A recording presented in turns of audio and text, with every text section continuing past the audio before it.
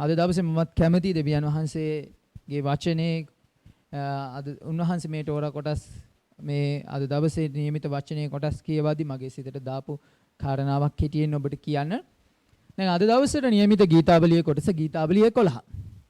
ගීතාවලිය 11 හතරවෙනි පදේ කියනවා යාවේ වහන්සේ ස්වකීය ශුද්ධ මන්දිරයේ වැඩ සිටිනසේක යාවේ වහන්සේගේ සිංහාසනයේ ස්වර්ගයේය උන්වහන්සේ ඇස් වලින් මනුෂ්‍ය පුත්‍රයන් බලා ඇසිපිය වලින් ඔවුන් පරීක්ෂා කරනසේක. පස්වෙනි පදේ කියනවා යාවේ වහන්සේ ධර්මිෂ්ඨයා විමසනසේක අනුමත උන්වහන්සේගේ ආත්මය දුෂ්ටයාටත් බලාත්කාරකමට ප්‍රිය වෙන්නාටත් ද්වේෂ කරයි. ආමෙන්. දැන් මේක කියනවා උන්වහන්සේගේ ඇස් වලින් බලා මනුෂ්‍ය පුත්‍රයන් බලා ඇසිපිය වලින් ඔවුන් පරීක්ෂා කරනසේක. ඒ වගේම යාවේ වහන්සේ ධර්මිෂ්ඨයා විමසනසේක කියන. හalleluya. හalleluya. නිකන් අපි උඩින් කියවගෙන ගියොත් මේක අපිට කිසිවක් නෙමෙයි. නමුත් අද දවසේ තෝරා කොටසත් එක්ක මේක සම්බන්ධනය කරලා බලනකොට අපි දකිනවා උන්වහන්සේ ධර්මිෂ්ඨයව නැත්තම් උන්වහන්සේ කෙරෙහි විශ්වාස කරන අයව උන්වහන්සේ විමසලා බලන බව. හalleluya. හalleluya. කී දෙනෙක් දැක්කද? කොහෙද තියෙන්නේ? 22 වෙනි පරිච්ඡේදයේ 22 වෙනි පරිච්ඡේදයේ උන්වහන්සේ ආබ්‍රහම් පරීක්ෂා කරලා බලනවා. සෝදිසි කරලා බලනවා. ඉතින් මේක ගැන මම පොඩි හෙබ්‍රෙව් නැත්නම් යුදෙව් පැත්තෙන් මම මේ කාරණා මේ පරිච්ඡේදය ගැන පොඩක් අධ්‍යයනය කරා. මොකද මට මේ වතාවේදී ගොඩක් මේ වචනය එක්ක කාලය ගත කරන්න බැරි වුණා. මම එක පරිච්ඡේදයයි බැලුවේ. මේ 22 වෙනි පරිච්ඡේදය විතරයි මම අධ්‍යයනය කරේ. දැන් ඉතින් ඒ නිසා මේක බලනකොට මෙතන මේ යුදෙව් පසුබිමේ සමහර දේවල්ුත් මම පොඩ්ඩක් කියාගෙන යන්නම්. ඒව ඔබට විශ්වාස කරන්න හෝ පිළිගන්න පුළුවන් හෝ කියන්නේ කැමති නම් ඔබ පිළිගන්න. මොකද ඒක බයිබලයේ ලියලා නැහැ. හැබැයි යුදෙව් ඉතිහාසයේ සහ ඔවුන්ගේ විවහාරයේ මේ කාරණාවන් තියෙනවා. එතකොට දැන් මෙතනදී කියනවා මේ කාරණා 22:1 කියනවා මේ කාරණා වලින් පසු දෙවියන් වහන්සේ ආබ්‍රහම් පරීක්ෂා කරමින් ආබ්‍රහම් කියා උට කතා කළසේක. ඔව්ද මම මෙහියයි කීය. ඊට පස්සේ කියනවා උන්වහන්සේ නුඹේ පුත්‍ර වූ ඊසාක් රැගෙන මොරියා දේශයට ගොස් මා විසින් නුඹට කියන කන්දක් පිට දවන පූජාවක් වශයෙන් ඔහු ඔප්පු කරවයි කීසේක. දැන් මෙතන මේ පරීක්ෂා කරනවා දෙවියන් වහන්සේ ආබ්‍රහම පරීක්ෂා කරන්න හේතු වෙච්ච පසුබිම ගැන යුදෙව්වන් කියනවා. පළවෙනි එක තමයි ආබ්‍රහම් මේ වෙනකොටත් කිසිම දවන පූජාවක් දෙවියන් වහන්සේට ඔප්පු කරලා තිබුණේ නෑලු. දැන් බැලුවාම ඇත්ත ඔහු පූජාසනයක් ගොඩ නැගුවා කියලා කියනවා. බෙතෙල් වල හැදුවා.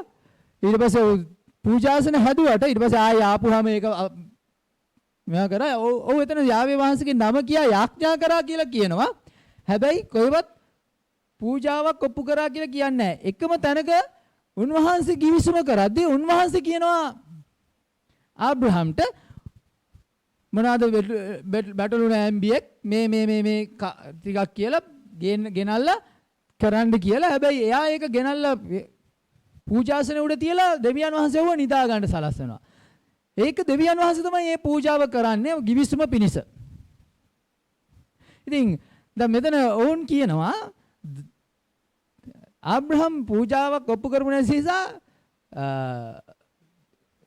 අර දැන් යෝබ් ගැන උන්වහන්සේ කියනවානේ යෝබ් ගැන සාතන් ආපුවම කියන ඔබට පෙවුණාද මගේ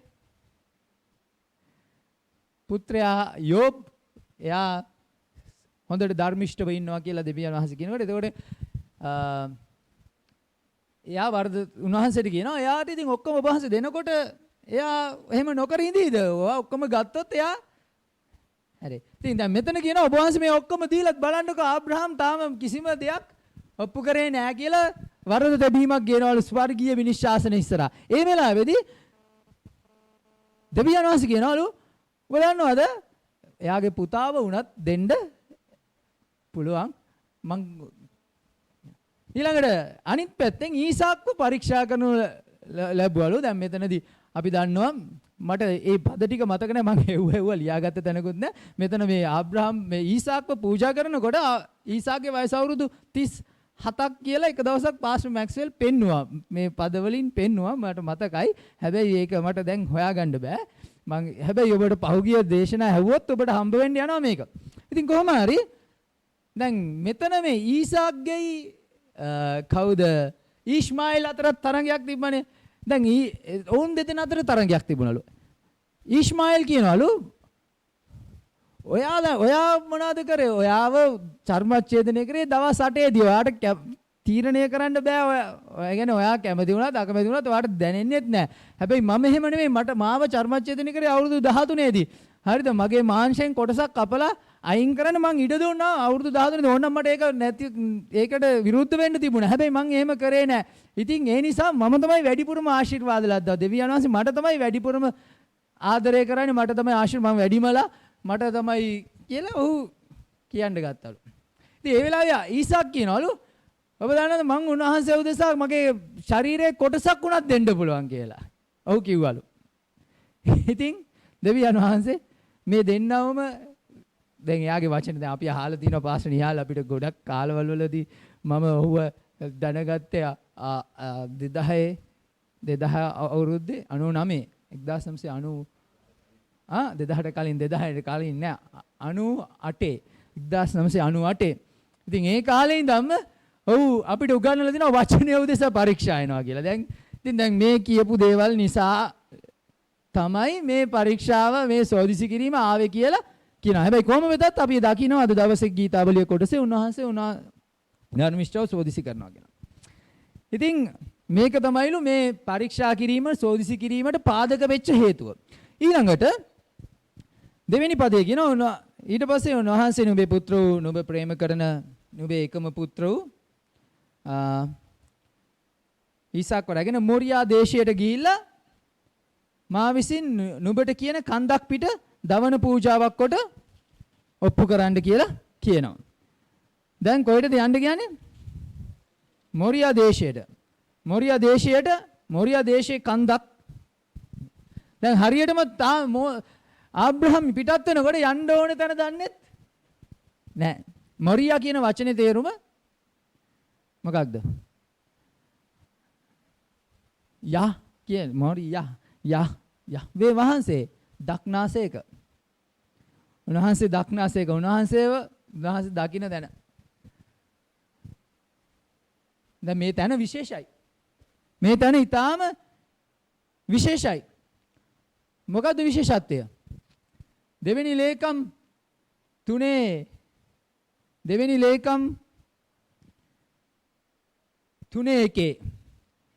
ලේකම් 3:1 සලමන් රජුරෝ දේවමාලිගාව හදනවා. හරි? කියවලා බලන්න කොතනද හදන්නේ කියලා. 2 ලේකම් 3:1 කියනවා. එකල සලමන් යෙරුසලමේ තමාගේ පිය වූ දාවිත්ට යාවේ වහන්සේ පෙනුණු මොරියා කන්දේ යෙබූසී ඕර්නන්ගේ කමතේ දාවිත් විසින් නියම කළ ස්ථානයේ යාවේ වහන්සේගේ ගෘහය ගොඩනගන්නට පටන් ගත්තේය. හලෙලූයා. හලෙලූයා. මේ තමයි දාවිත්ට පෙනුනේ දෙවියන් වහන්සේ. උන්වහන්සේ දක්නාසේක. හලෙලූයා. එතන තමයි මේ දේවමාලිගාව හැදුවේ. අනිත් එක තමයි මෙතන මම මේ කියාගෙන යනකොට දැකපු දෙයක් තමයි දැන් ඉස්සෙල්ලත් කියවුණා මේකේ අර හාගර්ව යවන්න කියනවා දෙවියන් වහන්සේ. ඔබ කියවලා බලන්න ආබ්‍රහම් අලුයම නැගීට. ඔහුට ඈට වතුර මේවයි දීලා යවවලු.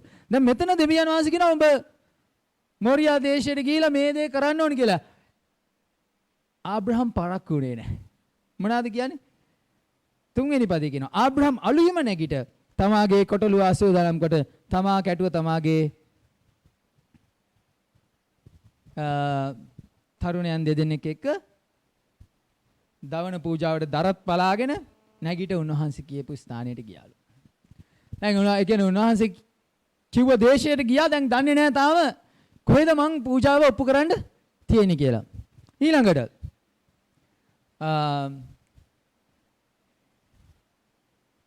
හතරවෙනි පදේ කියනවා තුන්වෙනි දින ආබ්‍රහම් ඇසුවේ ඒ ස්ථානය දුර සිට දුටුවේය.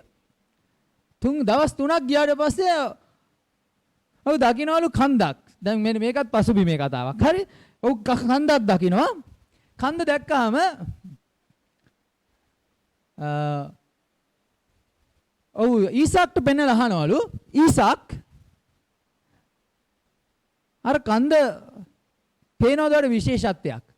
එතකොට එයා කියනවලු මොකද වුන් කියනවා ආබ්‍රහම් දැක්කලු ගිනි වලාකුලක් වගේ ගිනි ටැඹක් වගේ එකක් ස්වර්ගයේ මේ පොළවත් අතර තියෙනවා.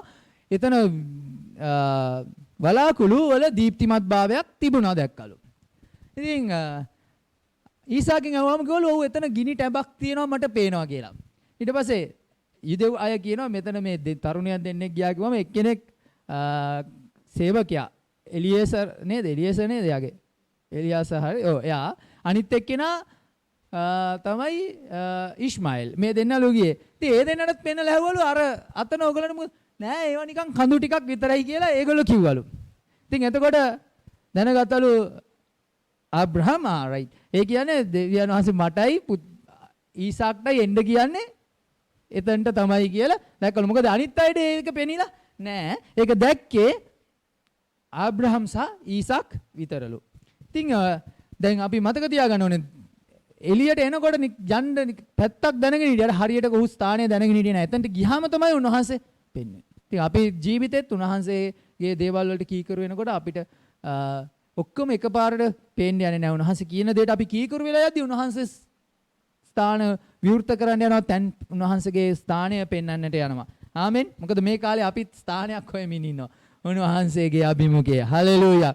හලෙලූයා. හැබැයි මම විශ්වාස කරනවා යෂුව මෙසියස් මහසගේ නාමයෙන් අපි එක්සිත යාඥා කරනවා මේ වෙලාවේ ස්වාමිනේ. ඔබ වහන්සේ ආබ්‍රහම්ට ස්ථානය පෙන්වුවා වගේ ඔබ වහන්සේ අපිට ඒ ස්ථානය පෙන්වන්නට කියලා මේ දැන්.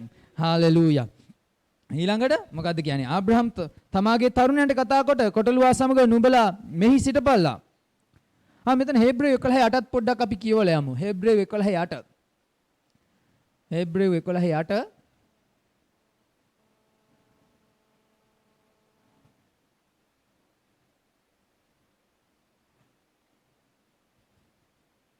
දැක්කද? හේබ්‍රේව 11:8 කියනවා හැදහිල්ලෙන් ආබ්‍රහම් කැඳවනු ලැබු කල තමාට උරුමයක් පිණිස පසුව ලැබෙන්න තිබුණු ස්ථානයකට පිටත්ව යන හැටියට කීකරු වී තමා කොතැනට යනවාදයි නොදැන පිටත්ව ගියේය. දැන් ආබ්‍රහම් කැඳවනකොට කල්දිවරුන්ගේ දේශේනු. ඔහු එතනදිත් කොහමද ආවේ? හරියටම ස්ථානයක් දැනගෙන. මේ වෙලාවේදීත් ඔහුට කිව්වා උන්වහන්සේ මොරියා දේශයට යන්න. මං පෙන්වන ස්ථානයකදී පුතාව පූජා කරන්න කියලා. ඔහු කීකරු වෙලා ඇදහිල්ලෙන් උන්වහන්සේ එක්ක මේ ගමන ගියා. ඉතින් දැන් මොකද උනේ? මෙතනදී කියනවා ආබ්‍රහම් කතා කරලා කියනවා උඹලා මෙහි ඉන්න මමත් ළමයාත් අතන දැන් මෙතන ළමයා කිව්ව ගමන් අපිට එනවා පොඩි ළමයෙක් කියන අදහස. හැබැයි ඔබ අවධානයෙන් කියවොත් පූජා කරන තැනදී දේවදූතයා කතා කරලා කියනවා තරුණයා පිට අත තියන්න එපා කියලා. ඉතින් ඒ නිසා මේ ඔබ දැනගන්න මේ පොඩි අවුරුද්දක දෙකක ළමයෙක් නෙමෙයි ගියේ. ආබ්‍රහම් මහලු මිනිසෙක්. ආබ්‍රහම්ට දැන් අවුරුදු 100 පැනලා ඊසාක ඉපදුනේ 100 දිනේ. දැන් තවත් කාලයක් ගත වෙලා. එතකොට අවුරුදු දැන් 37 නම් 137ක් වෙලා. එතකොට මේ ආබ්‍රහම් එක්ක මේ ගමන යන්න දේශයට යන්න ඒ වගේම කන්දට යන්න පුළුවන් වයසක තමයි හිටියේ. ඊළඟට මොනවාද කරන්නේ? එයා කියනවා අපි අතන්ට ගොස් නමස්කාර කොට නුඹලා වෙතට නැවත එන්නෙමු. ඔව් කියනවා. ඔහු කියන්නේ මම එන්නම් කියලා. ඔහු කියනවා අපි එනවා කියලා. හේබ්‍රේව පොතේ කියනවා ඔහු විශ්වාස කරා මම පුතාව මැරුවත් දෙවියන් වහන්සේට මේ දවන පූජාවේ අලු වලින් හරි මගේ පුතාව නැගිටවන්න පුළුවන් කියලා ඔහු විශ්වාස කරා කියලා. ඊළඟට මොකද්ද කියන්නේ?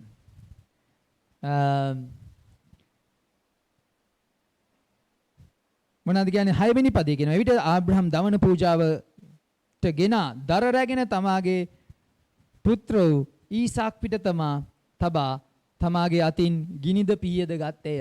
ඊසාක් පිට මොනවද තියන්නේ? ධර්මිටිය. දැන් මට මතකයි පාස්ටර් නිහාල් මීට කාලයකට ඉස්සෙල්ලා අපිට මේ තෝරා එක ඉගෙන ගන්නන දවසකදී මේ ඊසාක් පූජා කරන එකේ යෂුවා මෙසියස් පියාණන් වහන්සේ යෂුවා මෙසියස් වහන්සේව පූජා කරන එකේ තියෙන සමානත්වයන් පෙන්වුවා. ඒක ජාතක දෙවියන් වහන්සේ යහ්වේ එලොහිම් දෙවියන් වහන්සේ Tamanගේ ඒක ජාතක පුත්‍රයාණන්ව සතුරු සිතකින් දුන්නා. උන්වහන්සේ පිටට කුරුසය තිබ්බා වගේ.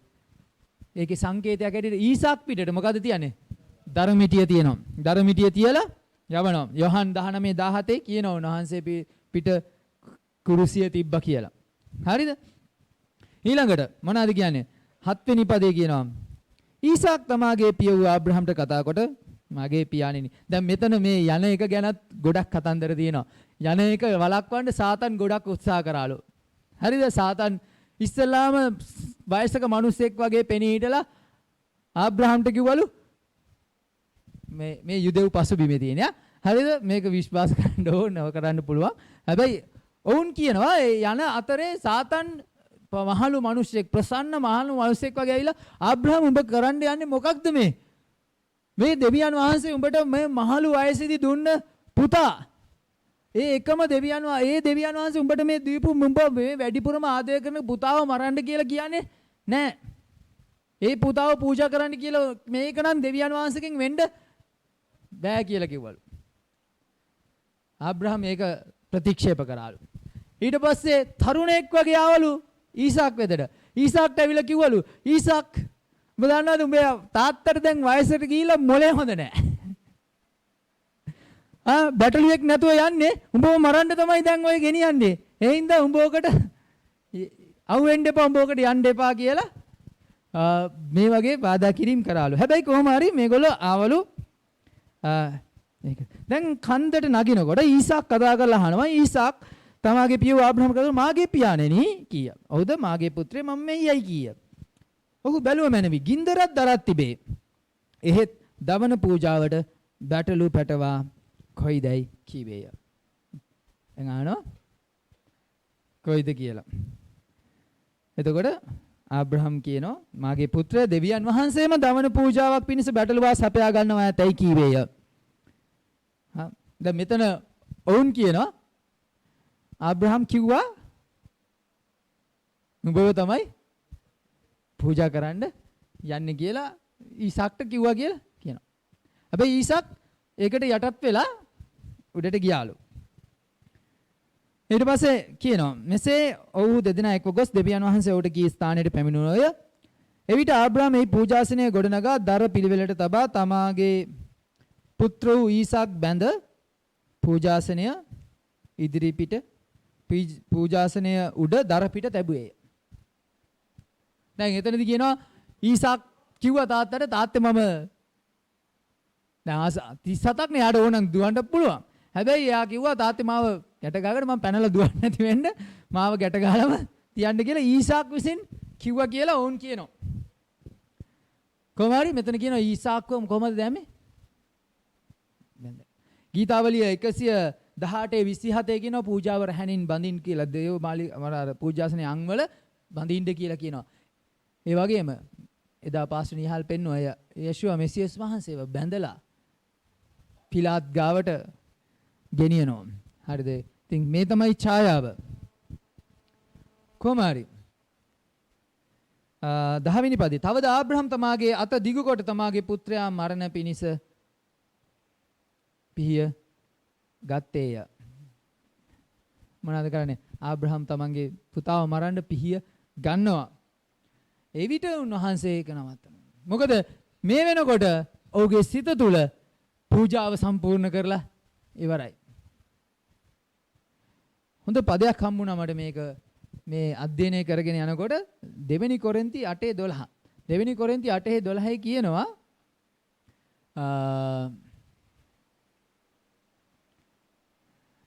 මක්නිසාද මනාපය නැත්තම් කැමැත්ත තිබේ නම් යමෙකුට නැති දේ ප්‍රකාරයට නොව ඇති දේ ප්‍රකාරයට පිළිගනු ලැබේ. කියන්නේ අපි කැමැති සිතකින් දෙයක් කරනකොට හලෙලූයා මොනවද කියන්නේ මක්නිසාද මනාපය තිබේ නම් ඒ කියන්නේ ආබ්‍රහම්ගේ හිත තුල දැන් ඒක කරන්න සම්පූර්ණ කැමැත්ත පාවිච්චි කරලා ඉවරයි දැන්. ඔහුගේ සිත සම්පූර්ණ වෙලා. අන්න ඒක තමයි මේ කියන්නේ. දැන් ඒකයි උන්වහන්සේ ඒ වෙලාවේ ඒක නවත්තන්නේ. මොකද ආබ්‍රහම් ඒ පූජාව ඔහුගේ ජීවිතය තුල සම්පූර්ණ කරලා ඉවරයි. ඔහුගේ සිත තුල ඔහුගේ අතුලාන්තරය ඔහු ඒ පූජාව සම්පූර්ණ කරලා ඉවරයි. හාලෙලූයා. ඒ නිසා උන්වහන්සේ කියනවා ආබ්‍රහම් කියලා හඬ ගහලා උන්වහන්සේ කියනවා මම මෙහිය නුඹේ අත තරුණයා අපිට නොතබව ඔහුට කිසිවක් නොකරව මක් නිසාද නුඹේ පුත්‍රයා නුඹේ එකම පුත්‍රයා මාගෙන් නොලකූ බැවින් නුඹ දෙවියන් වහන්සේට බයම බව දනිමි. අලුත් ගිවිසුමේ යශෝවා මෙසියස් වහන්සේ කියනවා මට වඩා පුත්‍රයාටවත් දුවටවත් පවුලට ප්‍රේම කරනවා නම් මට අයිති නැහැ කියලා. ඉතින් ඒ නිසා ඊට පස්සේ මොනවද කියන්නේ ආබ්‍රහම්ගේ ඇස් ඇරෙනවා. ආබ්‍රහම් දකිනවා ඔහුට පිටුපසෙන් අංගලින් පැටලිලා හිට දැන් යුදෙව් අය කියනවා ඒ අංගලින් පටවල සාතන් එතනට ඒ බැටළුව එන එක වළක්වන්න ඒ කියන්නේ මේ පූජාව සම්පූර්ණ කරන්න බැරි වෙන්න උපරිම උත්සාහයන් දරුවා කියලා. නමුත් උන්වහන්සේ ඒ බැටළු පැටවානන් සපය ගත්තා. හරියට යශෝවා මෙසියස් වහන්සේ දෙවියන් වහන්සේගේ බැටළු පැටවානන් හැටියට පූජා වුණා වගේම. අන්තිමේදී උන්වහන්සේ කියනවා 16 වෙනි පදේ පළවෙනි පදේ කියනවා උන්වහන්සේ එතන යාවේ යයිරේ කියනවා එයා උන්වහන්සේ කියනවා මම දන්නවා උඹ ඔප්පු කළා කියලා මේ උඹගේ සිත දකින්නවා කියලා කියනවා. ඊට පස්සේ 15 වෙනි පදේ කියනවා දූතයා දෙවෙනි වරත් ස්වර්ගයේ සිට ආබ්‍රහම්ට අඬගසා නුඹේ පුත්‍රයා නුඹේ එකම පුත්‍රයා වළක්වා නොගෙන මේ දේ කළ බැවින් මම ඒකාන්තයෙන්ම නුඹට ආශිර්වාද කරන්නෙමි. මොනවද කියන්නේ? මම ඒකාන්තයෙන්ම නුඹට ආශිර්වාද කරන්නෙමි. අහසේ තාරකාමෙන්ද මූදු වෙරළේ වැලිමෙන්ද නුඹේ වංශය බොහෝසෙයින් වැඩි කරන්නෙමි. නුඹේ වංශය Taman සතුරන්ගේ දොරටුව හිමි කරගන්නේය. මාගේ ශබ්දයට නුඹ කීකරු නිසා නුඹේ වංශය කරන කොටගෙන පොළවේ සියලු ජාතිහු ආශිර්වාද ලබන්නෝය කියා මා ගැනම දියුලෙමි යාවේ වහන්සේ කියනසේක. හාලෙලූයා. එතකොට දැන් මට අද දවසේ ඔබට කියන්න ඕනේ කෙටිම පණිවුඩේ මේකයි. උන්වහන්සේ අපිව විමසලා බලනවලු. උන්වහන්සේ අපිව පරීක්ෂා කරලා බලනවලු. ධර්මිෂ්ඨයට පීඩා බොයිලු පරීක්ෂා බොයිලු. දැන් මේවනේ අපි නෑ දැන් මම මේක කියවගෙනනු මම කල්පනා කරා උදාහරණ. දැන් අපි හිතන්නකෝ අපි වළං ගන්න කඩේකට ගියාම වළං ගන්න ගියාම ඒ වළං වෙලෙන්දා සෞත්තුම වළඳද ඇවිල්ලා තට්ටු කරලා ටොක් ටොක් ගාලා ගහලා පෙන්නන ඒගොල්ලෝ ගහලා පෙන්නනවා අර පොඩි තට්ටු දාලා පෙන්නනවා බාන්න මේක හොඳ අයියි කියලා මොන ඒවද තට්ටු කරන්නේ හයි ඒවා හොඳ ඒවා හලෙලූයා හලෙලූයා අපි ඉස්කෝලේකට ගියොත් ඒකයි දැන් යෝබ් හොඳව හිටියා හොඳට යෝබ් දෙවියන් වහන්සේගේ ධර්මිෂ්ඨව හිටියා දෙවියන් වහන්සේ ප්‍රසන්න ආකාරයෙන් හිටියා ඒ නිසා දෙවියන් වහන්සේ කියනවා පේනවද මගේ පුතා යෝබ් එයා මේමයි කියලා කියනවා නේ අපි ඉස්කෝලේට පරීක්ෂකවරු වෙනවා ආවහම ගුරුවරුන් අර පරීක්ෂා කරන්න පරීක්ෂකවරු ආවම ටීචර් නැගිටවල ප්‍රශ්න අහන්නේ කොහොමද මොකක්වත් බැරි එක්කෙනාගෙන්ද ප්‍රශ්න අහන්නේ නැහැ විභාග අර ඒගොල්ලන් එනවනේ කලාප අධ්‍යාපන කාර්යාලයෙන් අධ්‍යාපන දෙපාර්තමේන්තුවෙන් පරීක්ෂකවරු ආවම පන්ති උගන්වනකොට ප්‍රශ්න අහන්නේ පුතා නැගිටලා කියන්නේ සමහර ගුරුවරු මොනවද කරන්නේ හොඳ ආයෙ පස්සට දාලා කවලම් කරලා තියන්නේ. ඒ කියන්නේ පිටිපස්සේ ආයෙ තැන් තැන් වලින් අහන හොඳම අයකින් අහන්නේ නැගිටවල. ඉතින් ඒ වගේ උන්වහන්සේ තේම දැන් හොඳම අයව මොනවද කරන්නේ? පරීක්ෂා කරනවා. මොකද ඒ අයට මොකටද පරීක්ෂා වෙන්නේ? දැන් පාස්ටර් මැක්ස්වෙලුත් අපිට උගන්වලා දිනවා, පාස්ටර් නිහාලුත් උගන්වලා දිනවා. පරීක්ෂා වෙන්නේ මොනවා පිණිසද? දැන් මොකද මට මතකයි පාස්ටර් මැක්ස්වෙල් එක වතාවක් කියනවා සාතන් ඉන්න එක මේ අපිට නරකක් නෙමෙයි අපිට හොඳක්. මොකද මේ දේවල් වලින් අපි ජය ගත්තාම අපි ස්වර්ගීය ස්ථානවල ස්ථානගත වෙන්න යන ස්ථානය මොනවද වෙන්න යන්නේ? උසස් වෙන්න යනවා. හලෙලූයා. එයා කරන්නේ අපිට හොඳක්. අපි පරීක්ෂාවට ලක් කරනවා කියන්නේ අපිට කරන්නේ යහපතක්. මොකද අපි ජය ගත්තාම අපිට ජය ගන්නට උන්වහන්සේ ඔටුන්නක් එක දෙන්න යනවා. තරු එකතු කරන්න යනවා. හලෙලූයා. උන්වහන්සේ තාරකාවක් දෙන්න යනවා. ඉතින් ඒ නිසා මට ඔබට කියන්න ඕනේ කාරණාව මේකයි. උන්වහන්සේ අපිව පරීක්ෂා කරන්න යනවා. උන්වහන්සේගේ වචනේ කියනවා පරීක්ෂා කරනවා කියලා. හැබැයි ඒ වගේම උන්වහන්සේගේ වචනේ කියන ඉවසිය හැකි පරීක්ෂාව, ඉසිලිය හැකි පරීක්ෂාවක් මිස දෙන්නේ නැහැ කියලා. දැන් මෙතනදී අපි ඒකට ආබ්‍රහම් සිතින් කී කරුවේදී උන්වහන්සේ දරුවව මරන්න ඉඩ හැරියේ නැහැ. උන්වහන්සේ ආරක්ෂා කරා. ඉතින් ඒ වගේ ඔබේ ජීවිතෙත් ඔබේ වාතාවරණයන් තුලත් උන්වහන්සේ ආබ්‍රහම්ට එක මිම්මකින් එක විදියකටවත් ඔබට තව විදියකටත් උන්වහන්සේ ක්‍රියා කරන්න යන්නේ නැහැ. ඔබ උන්වහන්සේ ඉදිරියේ එක පරීක්ෂා කරනවා. අපි විභාග තියෙනවා. විභාගේ ඉවර වෙනකොට මම ඉස්සෙල්ලත් කිව්වා අපි විභාගෙට මුහුණ දීලා ඉවර වෙනකොට මොකද්ද වෙන්නේ? විභාගේ පාස් වෙනකොට විභාගේ සමත් වුණාම අපිව මොනවද කරන්නේ? ඊළඟ මට්ටමට උසස් කරනවා. හalleluya. ඉතින් අද දවසේ මේ කාල වකවානුව තුල මේ වාතාවරණය තුල ඔබ සමහරෙක් පරීක්ෂා තුලින් යන බව මම දන්නවා. උන්වහන්සේ ඔබ සමහරෙක්ව සෝදිසි කරගෙන ඉන්නව බවත් මම දන්නවා. අපිව කහල් එකක් හැටියට අපි ඔක්කොමවත් මේ කාලේ පරීක්ෂා කරනවා. මොකද අපිට සිද්ධ වුණා එකපාරටම අවුරුදු 14ක් 15ක් අපි හිටපු ස්ථානෙන් එළියට එන්න. දැන් අපිට තිබුණා ඕනනම් මේ මිනිස්සුත් එක්ක සටන් කරන්න නෑ. ඔයගොල්ලෝ අපිට මාස 3කට කලින් කියනෝනේ අපිට කිව්වේ නෑ ඔයගොල්ලෝ අපිට බෑ මෙහෙම කරන්න බෑ මෙහෙම කරන්න බෑ කියලා. හැබැයි අපි මාංශයේ ප්‍රකාරයට නෙමෙයි උන්වහන්සේගේ සමාදානයත් එක්ක උන්වහන්සේගේ ආත්මයන් වහන්සේත් එක්ක අපිට උන්වහන්සේ පුළුවන්කම දුන්න හරි තීරණයක් ගන්න. දැන් පරීක්ෂා කිරීම වෙනවා. එතකොට අපි මේක ජයග්‍රහණය කරාම උන්වහන්සේ මොනවද කරන්නේ? ආබ්‍රහම්ට ඒකාන්තයෙන්ම ආශිර්වාද කරනවා කිව්වා. හalleluya. ඒ නිසා ඔබ මේ වාතාවරණයෙන් ගිහිලා ජයග්‍රහණය කරාම ඒකාන්තයෙන්ම ඔබ ආශිර්වාද ලබන්න යනවා. ඔබේ මට්ටම ඔබ උසස් වෙන්නට යනවා. හalleluya.